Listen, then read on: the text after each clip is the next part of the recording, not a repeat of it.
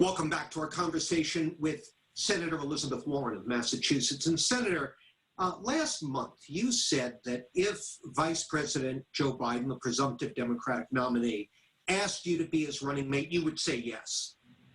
Well, more often than not, in my lifetime, and as you know, I'm well over 100 years old, the job of a vice president is to be mostly seen but not heard and to support the president's agenda despite whatever differences they might have with that. That doesn't sound like you. Why would you want that job? So I think of it this way. I first went to Washington back in 2008 in the midst of a crisis. I had never seen myself as somebody who was going to be part of the political infrastructure of this country. I was going to be somebody who was just going to do the policy parts. But we were in a crisis, and I got the call, and I came and headed up first the Congressional Oversight Panel, and then stood up the Consumer Financial Protection Bureau. And then I came back to Massachusetts, went back to teaching, and ended up running for the Senate.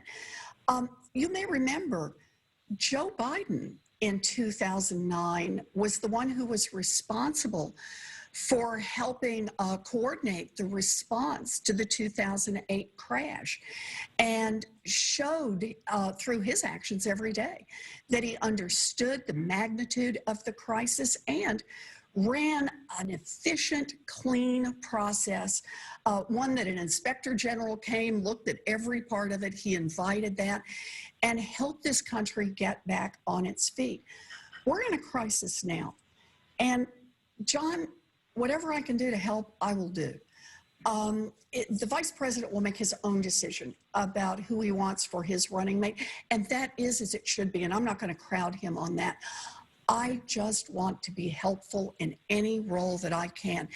I will be in this fight all the way because this is a time of crisis, so much bigger than that time of crisis, and I think of it as an all-hands-on-deck moment. Let me close out my time with you today with a question about the elections this fall, actually late summer, the September 1st U.S. Senate primary here in Massachusetts. You endorsed Ed Markey for re-election last year before your friend and former law student Joe Kennedy decided to challenge Markey. Will you be campaigning for Markey between now and primary day, September 1st?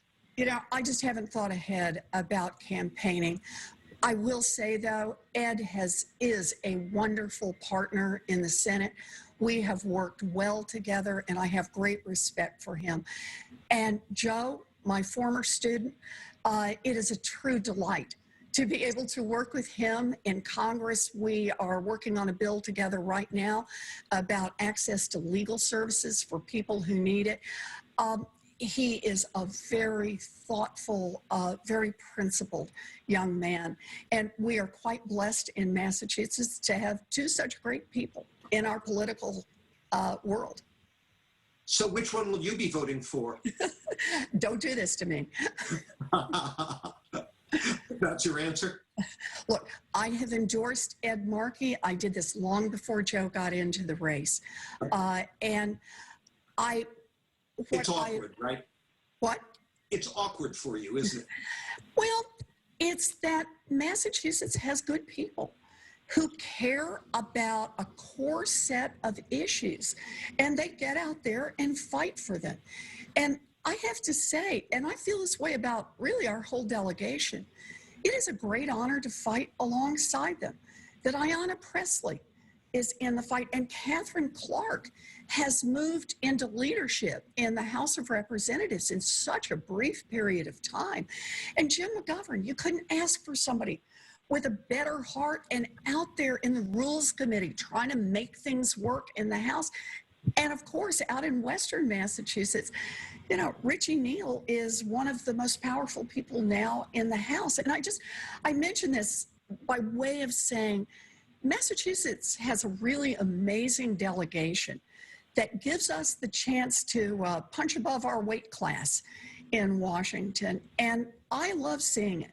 We have a delegation of people who fight for what they believe in. Well, we're going to need every bit of help we can get in our state over the next year or so, no question about it. Senator Warren, thanks so much for your time. Come again soon, please. Thank you for having me, John.